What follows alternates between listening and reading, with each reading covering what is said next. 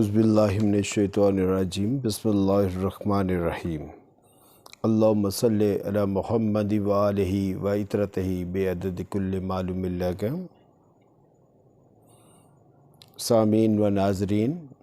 آج 30 اگست اور سال 2023 ہے، اور آج کے ٹاک نیکسس کے پولیٹیکل پروگرام کے ساتھ راجہ آفتاب احمد خان آپ کی خدمت میں حاضر ہے۔ سامعین اور ناظرین، آج کے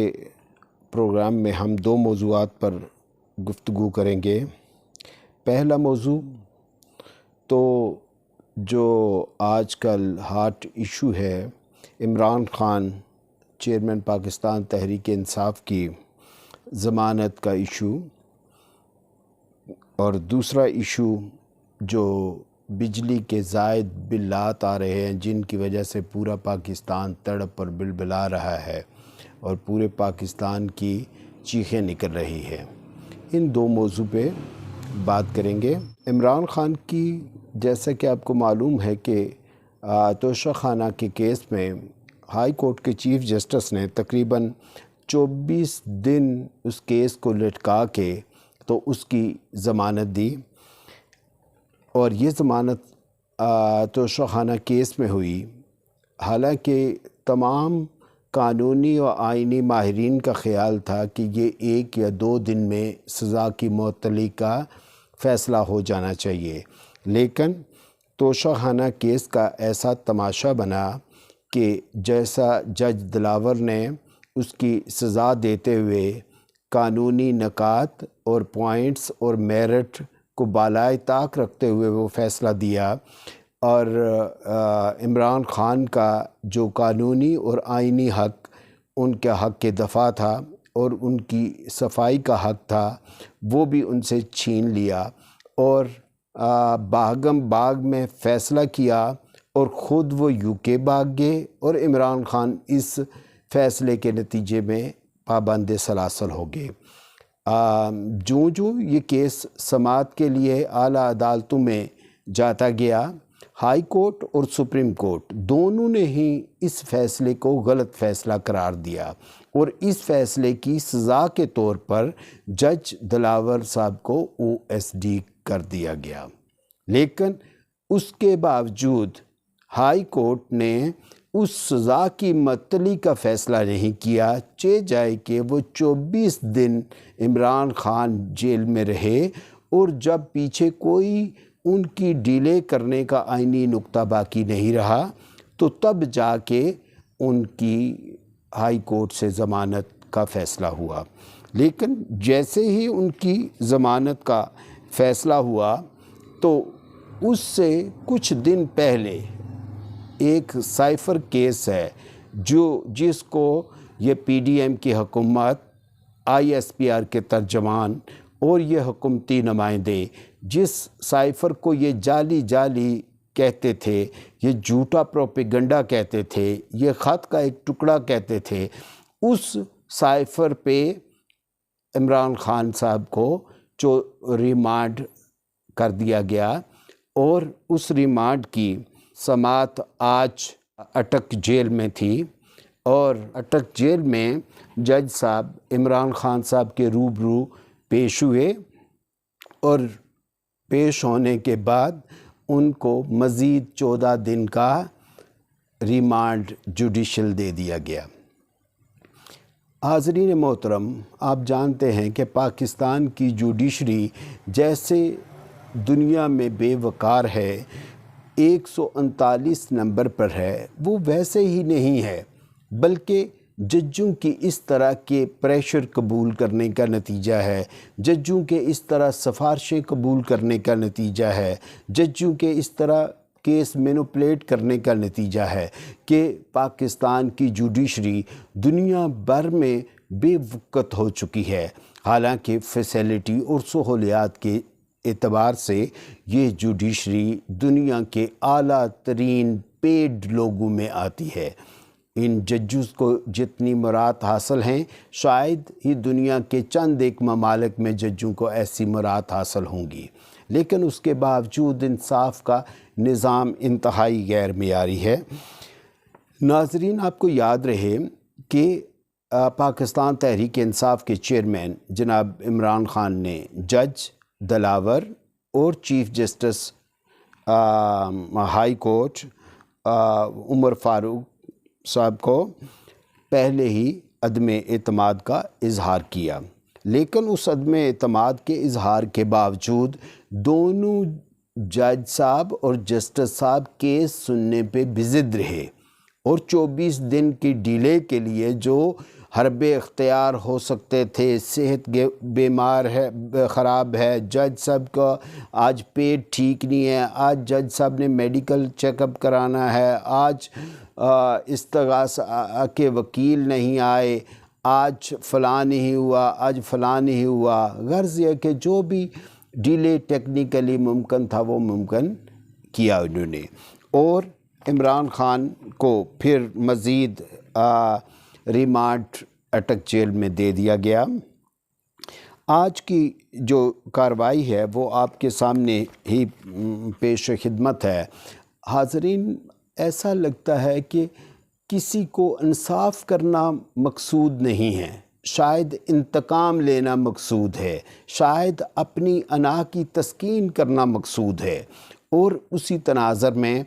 یہ ساری کارروائی ہوئی جس میں کوئی میرٹ نہیں دیکھا جا رہا، کوئی اصل نقل نہیں دیکھی جا رہی، بلکہ تمام میرٹ کو بالائے طاق رکھتے ہوئے انہوں نے قصد کر لیا ہے، ارادہ کر لیا ہے کہ عمران خان کو نہیں آنے دینا، چاہے پورا پاکستان کے 25 کروڑ کی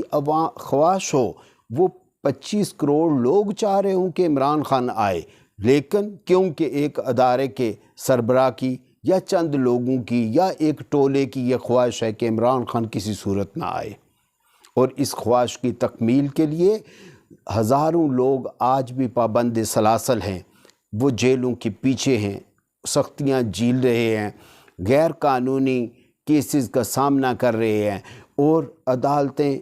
ان کو ضمانت پہ رہا کرتی ہیں، اور پھر جیل کے گیٹ سے ہی دوبارہ ان کو گرفتار کر لیا جاتا ہے۔ ایسی ہی صورتحال کا سامنا ہے، اور دیکھتے ہیں کہ ابھی آنے والے دنوں میں اس پہ کیا صورتحال بنتی ہے۔ آج جو اٹک جیل میں سماعت ہو رہی تھی اس کے خلاف جو یہاں پہ ہائی کورٹ میں اپیل کی گئی ہے، اس کی سماعت 2 ستمبر کو رکھی گئی ہے، تو دیکھتے ہیں کہ 2 ستمبر کو آگے کیا نئی سچویشن ڈیولپ ہوتی ہے۔ حاضرین محترم، دوسرا جو اہم پہلو ہے وہ ہے بجلی کے بلوں کا مسئلہ، اور بجلی کے بلوں کا مسئلہ خالصتاً عوامی مسئلہ ہے، لیکن اس کو بھی یہ کیونکہ پی ڈی ایم کی حکومت اور یہ صاحب اقتدار لوگ یہ آئی ایم ایف سے معاہدہ کر چکے تھے کہ ہم بجلی کے بلوں کو اس ریٹ تک بڑھائیں گے، اس قیمت تک لے کے جائیں گے، تو لہٰذا وہ سٹیپ بائی سٹیپ ان کو بڑھاتے جا رہے ہیں، پیٹرول کی قیمتیں بڑھاتے جا رہے ہیں، ڈیزل کی قیمتیں بڑھاتے جا رہے ہیں۔ انہیں اپنی عوام سے کوئی غرض نہیں، وہ صرف آئی ایم ایف سے کیے گئے وعدوں کی تکمیل چاہتے ہیں، عوام جائے بہاڑ میں، اس سے کوئی اس کو غرض نہیں ہے۔ اب حاضرین محترم، یہ عوام جو سراپائے احتجاج ہیں، یہ احتجاج آزاد کشمیر کے ڈسٹرکٹ پونچھ کے شہر راولا کوٹ سے شروع ہوا تھا، اور پھر آزاد کشمیر اور پورے پاکستان کے ہر شہر تک پھیل گیا۔ سامعین و ناظرین، جیسا کہ آپ جانتے ہیں کہ پاکستان بجلی کی ترسیل کے لیے 7 انتظامی یونٹس پر مشتمل ہے: سندھ، کے پی کے، بلوچستان، پنجاب، فیڈرل، آزاد کشمیر اور گلگت بلتستان۔ جو ٹوٹل واپڈا بجلی پروڈیوس کرتا ہے اور جو ترسیل کرتا ہے، اس میں جو ان یونٹ سے ریکوری آنی چاہیے تھی وہ ریکوری بھی نہیں ہو پاتی۔ ایک اسیسمنٹ کے مطابق کہ ان یونٹس میں سندھ میں سے جو میکسیمم ریکوری کی ریشو ہے وہ ناٹ مور دین 50% ہے، بلوچستان سے 25% سے زیادہ ریکوری نہیں ہو پا رہی، KPK سے تقریباً 60% کے قریب ریکوری ہو رہی ہے، گلگت بلتستان سے 50 سے 60% ریکوری ہو رہی ہے، پنجاب اور آزاد کشمیر سے 90% کے قریب ریکوری ہو رہی ہے، اور اسی طرح کی سچویشن اسلام آباد کے ساتھ ہے۔ اب یہ جو بجلی کی کمی ہے، بجلی کے مد میں پیسے کی وصولی کی کمی ہے، یہ جو لوگ ادا کرنے والے ہیں، پنجاب ہے، آزاد کشمیر ہے، فیڈرل ہے، یہ سارا بوجھ ان پہ پڑتا ہے۔ اس کے علاوہ ایک بہت بڑی تعداد بجلی کے مفت خوروں کی بھی ہے، جو مختلف کچہریاں ہیں، سرکاری محکمے ہیں، فوج کے مختلف ادارے ہیں، وابڈا کے ملازمین ہیں، تگڑے وکیل ہیں اور بدماش ہیں، مافیا ہے، وابڈا کے منظور نظر لوگ ہیں، میٹر ریڈرز کے آگے جن لوگوں کے ساتھ ڈیلنگ ہے وہ ہیں، اور اس طرح وہ ملی بھگت کر کے اور بھی بہت سارے آگے لوگ نکلتے جاتے ہیں جو بجلی کا بل نہیں دیتے۔ اور اس کے علاوہ جو بجلی کے لائن لاسز ہیں، جو بجلی کی لائنیں پرانی ہیں وہ تبدیل نہیں ہو پاتی، وہ بھی لاس ہے۔ یہ سارے کا سارا لاس جو ہے، جو چند لوگ یا جو کچھ لوگ جو بجلی کے بل ادا کرتے ہیں ان کے ذمہ پڑتے ہیں۔ اس کا مطلب کہ جس نے سبق یاد کیا اس کو چھٹی نہ ملی، جو بل دیتے ہیں وہ اور زیادہ دیں گے، وہ اور زیادہ دیں گے، وہ اور زیادہ دیں گے، ان پہ مزید ٹیکس لگیں گے، مزید ٹیکس لگیں گے اور مزید ٹیکس لگیں گے۔ جو قانون پسند لوگ ہیں، جو کمزور اور مجبور لوگ ہیں، عام لوگ ہیں، جو چھوٹی انڈسٹری پر ہیں،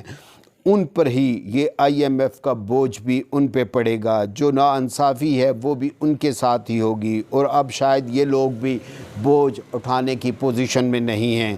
اور یہ لوگ بھی سڑکوں پہ سراپائے احتجاج ہیں۔ حاضرین اور سامعین، جس ملک میں قانون کی حکمرانی نہیں ہوتی وہاں اسی طرح مافیا کا راج ہوتا ہے، مافیا کے کارندے راج کرتے ہیں اور عام لوگ پستے رہتے ہیں اور بالآخر وہ ان کی بھی قوت ختم ہو جاتی ہے۔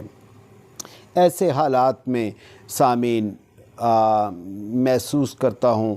کہ جس طرح کے حالات چل رہے ہیں، لوگ بہت تنگ ہیں، بہت مجبور ہیں۔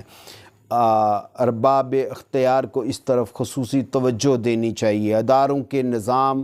کو بہترین اور مؤثر کرنا چاہیے، ریکوری کے نظام کو زیادہ بہتر کرنا چاہیے۔ اور آخری بات کہتا چلوں کہ یہ IMF کی شرائط اپنی جگہ اہم ہیں، لیکن پاکستان میں بسنے والے لوگوں کی زندگیاں ان سے زیادہ اہم ہیں۔ خدا را ان لوگوں کی زندگیاں بچائیں، ان کے کاروبار بچائیں، ان کی انڈسٹری بچائیں۔ ایسا نہ ہو کہ IMF کے پیسے تو آپ لے لیں لیکن پاکستان کا انٹرنل سیٹ اپ سارا کلیپس کر جائے، اور اللہ نہ کرے وہ وقت آئے۔ تو میں تمام پاکستانیوں سے گزارش کرتا ہوں کہ دعا بھی کریں، اور جو صاحب اختیار لوگ ہیں ان کو اللہ پاک اس بات کی سمجھ اور توفیق دے کہ وہ عوام کی بہتری اور خوشحالی کے لیے سوچیں۔ وما علینا الا البلاغ۔ اور جاتے جاتے آخری بات یہ عرض کروں کہ اس چینل کو سبسکرائب، لائک، کومنٹس، شیئر اور واچ ضرور کریں تاکہ ہمارا میسج اور کمیونیکیشن آپ کے ساتھ جڑا رہے اور ہم اپنے خیالات کا اظہار آپ کے ساتھ شیئر کرتے رہیں۔